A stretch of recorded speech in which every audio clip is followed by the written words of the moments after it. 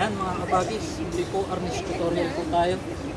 Ito po yung double stick, double low block plus abanico. Ano po?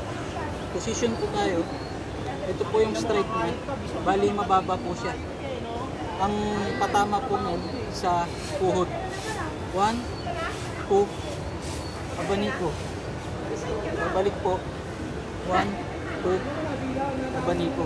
Ganoon lang po, madali lang po yan. Ulit-ulitin nyo lang po ng ganyan. 1, 2, abanico, half abanico po yan. 1, 2, half abanico.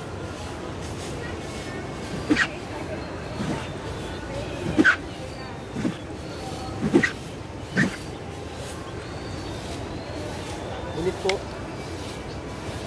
1, 2, 3. Tuhod, tuhod, temple. Tuhod, tuhod, temple.